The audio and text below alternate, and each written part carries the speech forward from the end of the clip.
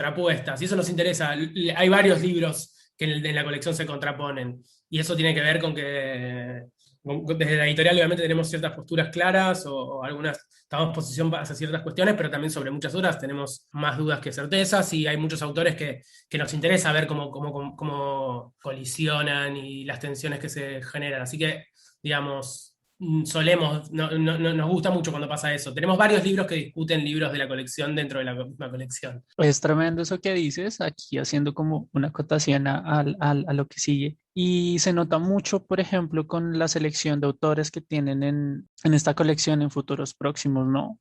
Hay mucha contraposición entre autores de un pensamiento muy oriental y otros ya más ligados al occidental, como los que ya mencionó Carlos en su pregunta. Y no sé si la escogencia de esos autores o los temas puntuales que ellos tratan enfocan mucho o dan pie a la estética que tienen las portadas de sus tres nombres de las colecciones.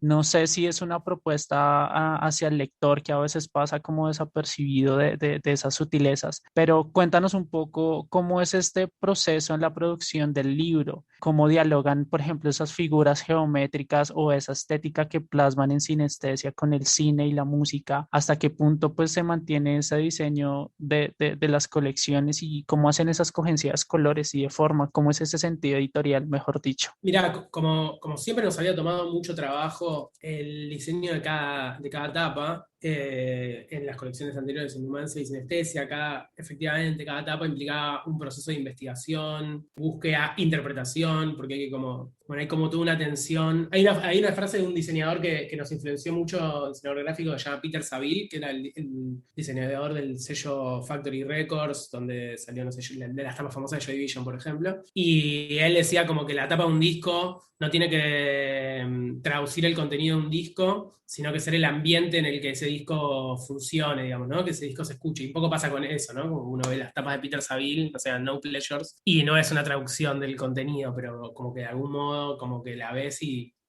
es el ambiente para que ese disco suene. Un poco esa estrategia, teníamos esa estrategia, entonces la idea siempre fue, bueno, no hacer una traducción literal de, no sé, un personaje de una novela o ponerlo en la tapa, pero bueno, generar como el ambiente para el libro, digamos, en la tapa. Esa fue un poco la estrategia, y las dos primeras colecciones nos llevaban mucho trabajo, entonces cuando armamos futuros próximos, que tiene esta colección, este diseño más seriado, digamos, donde en la tapa poseen esas figuras, o sea, bueno, van variando de color y hay como figuras geométricas extrañas, ¿no? Como imposibles. Ahí el concepto hubo un concepto general, que era la idea de trabajar con estas figuras geométricas que nos parezcan a la vez cercanas y a la vez como raras, enrarecidas, imposibles, algo parecido a lo que nos está pasando con el mundo contemporáneo, digamos, en el sentido que vemos todo el tiempo como pequeñas diferencias o mutaciones técnicas antropológicas y como que son como pequeños corrimientos de algo conocido, entonces como queríamos generar ese efecto de extrañamiento, y además son figuras que nos gustaba la idea que son figuras que claramente fueron diseñadas en el mundo digital y están ocupando el mundo analógico. Había como un juego ahí que nos gustaba, como la idea de figuras que solo podían ser concebidas en una computadora y que habían trasvasado al mundo táctil, digamos, ¿no? Ese es un poco el concepto. Y un poco lo pensamos así porque decimos, bueno, libros de filosofía con conceptos muy difíciles, que yo, va a ser muy complicado encontrar una imagen a cada libro. Entonces, que sea algo más arbitrario, que sea más como que tenemos un seteo de imágenes geométricas que vamos cambiando título a título. Y no pudimos con nuestro genio, esa fue la idea original, pero finalmente con cada libro, con cada etapa o sea, terminamos involucrándonos y tal como decís, en casi todas o en todas no hay arbitrariedad, como que la imagen, si bien parece muy arbitraria, son figuras geométricas, están muy pensadas tanto la imagen y el color, y en general refieren a algún concepto del libro. No todas, pero diría que el 90%, el 80%. Lo que pasa es que, bueno, nada, no tenemos la presión de que sea algo muy, muy, muy preciso, porque justamente es una referencia, digamos, muy sutil y vaga. Entonces, finalmente, digamos, lo que importa es que la imagen nos guste y tal, pero bueno, el punto de partida de cada una de esas imágenes es siempre algún concepto del libro. Mira que yo no había, hasta que Edwin lo nombra, no lo había anotado, pero sí hay un cierto gesto entre los colores de autores como Chulhan que son más, digamos, más pastel, y el rojo de Fisher, ¿no? Como Mark Fisher en ese rojo que también marca su postura muy política. Es muy Eh, vectorial, muy cromántico. Por demás, el de Chansay me parece muy particular porque justamente demuestra como esta copia serial que igual genera modificaciones. Digamos como que en la tapa está el argumento del ensayo de alguna manera Si lo, cifrada. si lo buscas en casi todas vas a encontrarlo. Bueno, es que no he podido leerlos todos porque, bueno, a eso voy. También, como un amigo me decía cuando le decía como voy a entrevistar a Ezequiel, ¿qué le quisieras decir? Y me dijo como que me tiene roto los bolsillos. Fue lo que me dijo, porque básicamente es uno de esos de la legión de lectores de Caja Negra, que a mí me sorprende gratamente porque es como libro que sale, libro que la gente se lanza a comprarlo. A veces no tienen muy claro quién es el autor, a veces uno ni siquiera sabe quién es el autor porque el libro acaba de llegar y está apenas saliendo de la caja, o el tema, e igual se lo llevan porque hay una fidelidad y hay una confianza editorial que me parece muy bien lograda y en muy poco tiempo, sobre todo en estos momentos donde pues el poliamor se impone. Seguir siendo fiel a una editorial o creerle contundentemente a una editorial me parece que es uno de los valores que Caja Negra puede exhibir. ¿Cómo se llega a esa fidelidad, Ezequiel? Eh, Voy a decir algún lugar común, pero siendo fiel a uno mismo. No, pero un poco en serio, o sea, en realidad, sí, notamos esto que decís y de algún modo lo agradecemos cada vez, somos muy, muy agradecidos de tener este vínculo con los lectores y es un vínculo que nos permite muchas cosas. Realmente fue algo que se fue construyendo, como te decía, medio en broma, pero medio en serio, sencillamente, digamos, tomando decisiones editoriales que sin ningún tipo de concesión, digamos. O sea, publicamos todos libros que a nosotros nos movilizan, que forman parte de nuestras lecturas, que creemos sinceramente que son aportes a las cosas que nos movilizan y que nos inquietan. Entonces, como que hay algo ahí, como que en un punto, algo del catálogo de Caja Negra quizás habrán notado si lo van siguiendo, es que es como una especie de programa de lectura, ¿no? Como que muchas veces un libro nos lleva a otro y una lectura nos lleva a otra y se van abriendo caminos que después seguimos. Entonces, hay algo de las colecciones de Caja Negra que tienen a veces más la forma de una biblioteca que la forma de una editorial, ¿no? En el sentido que se van acumulando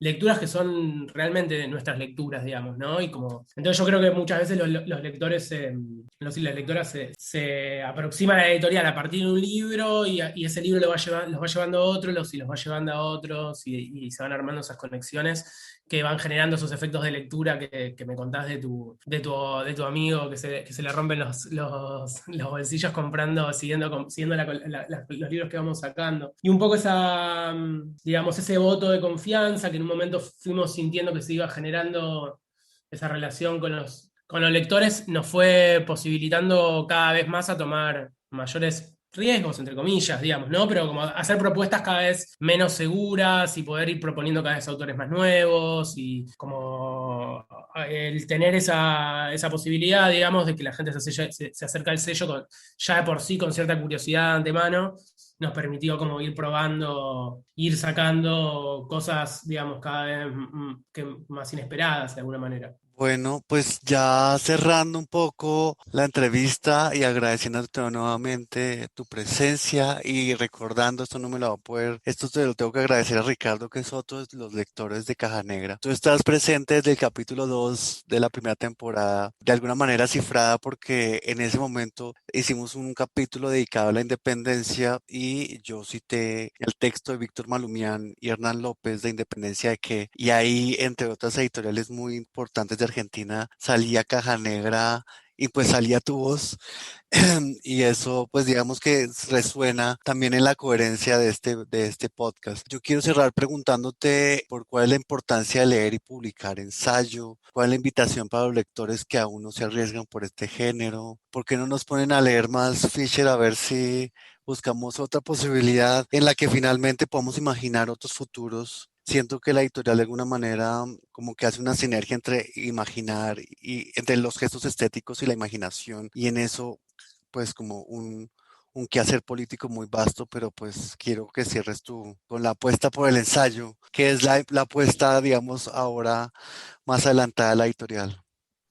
Mira, yo creo, no sé si ustedes percibirán lo mismo, pero por lo menos desde mi lugar, siento como que en los últimos años hubo un acercamiento cada vez mayor, hay un acercamiento cada vez mayor al ensayo. O quizás hay un acercamiento cada vez mayor del ensayo a los lectores. También me gusta pensarlo así, que esa es también un poco la búsqueda que nosotros hicimos. En el sentido de, a nosotros siempre nos interesó sacar un poco el pensamiento del claustro, digamos, o sea, el conocimiento de los especialistas, y pensar que, interpretar que el ensayo es en realidad, digamos, y que la lectura puede ser un lugar para confrontar los interrogantes que te plantea, digamos, la vida cotidiana y buscar a veces cómo pensarlos, cómo resolverlos, o probablemente solo cómo formular las preguntas correctas, digamos, ¿no? Para nosotros, digamos, la lectura siempre tuvo esa función, digamos, y creo que a todas las personas que leemos ensayo así como cotidianamente, los leemos, digamos, casi como una estrategia de supervivencia, digamos. Uno va a leerlas para tratar de hacer del mundo un lugar más vivible y es un poco la propuesta de la editorial. Yo creo que eso, como un poco el gesto de la editorial siempre fue más ese, el de tratar de que el ensayo sea algo como que el ensayo vaya hacia los lectores y que no sea, incluso desde el planteo estético, mencionabas también la cuestión estética y como ciertos guiños a veces a la cultura pop y a esas cuestiones también para nosotros tiene que ver con eso, con que también el ensayo y también la editorial tiene que despertar un deseo de alguna manera, tiene que haber un acercamiento libidinal a la escritura y a la edición, y ese es un poco nuestro objetivo y nuestra apuesta por poner el ensayo en el centro de nuestra editorial. Haciendo ya cierre, se me acaba de ocurrir un poco una pregunta adicional, ya que mencionamos un poco este tema del pensamiento crítico y como lo social, ¿no? Trayéndolo a colación y es, Latinoamérica está pasando por una situación muy coyuntural, sobre todo ahorita el escenario colombiano.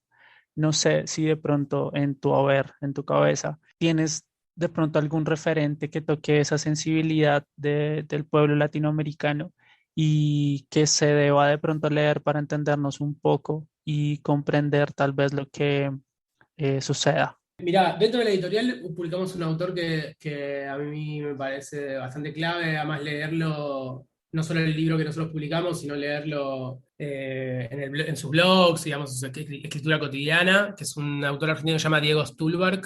Nosotros publicamos un libro que se llama La Ofensiva Sensible, que es un libro que parte de la experiencia argentina, de la experiencia política contemporánea de este siglo, pero que yo creo que arroja una mirada. Bueno, él escribe hace poco, bueno, estuvo en Chile cuando fue, digamos, el anterior, digamos, ya. Bueno, cómo pasa el tiempo, pero antes de la pandemia, digamos, y durante digamos, la escalada de conflicto social. Bueno, ese siglo de conflictos que de alguna manera, yo no diría que se suspendió, quedó como, se transformó en otra cosa y bueno, claramente lo que está ocurriendo ahora en Colombia muestra que sigue latente, digamos, esas disputas entre, bueno, ahí lo que plantea en la ofensiva sensible es justamente que es una disputa que se da no solo en el campo de lo económico, como suele pensarse, si bien el campo de lo económico es un cambio privilegiado, pero es un cambio privilegiado para pensar los modos de vida que se están como disputando, ¿no? Las formas de vida que hay en disputa, que refieren no solo al sostenimiento material de esa vida, sino también a la capacidad de producir afectos y alianzas políticas y prácticas políticas, ¿no? Y estrategias políticas. Bueno, un poco de ese libro trata la ofensiva sensible y es una reflexión a partir de la experiencia argentina, pero con una proyección muy fuerte para el resto de Latinoamérica, creo yo. Y les voy a dar una primicia que creo que les va a resultar interesante. Nosotros en futuros próximos estamos como con bastante ganas de empezar a incluir más autores latinoamericanos. Y tenemos para este año, yo creo que va a ser para julio, si no me equivoco, planificada la publicación de un autor colombiano que actualmente reside en Chile, se llama Martín Arboleda, y vamos a publicar un libro de él que se llama Gobernar la Utopía, que es un libro que de algún modo yo creo que es muy interesante porque quiere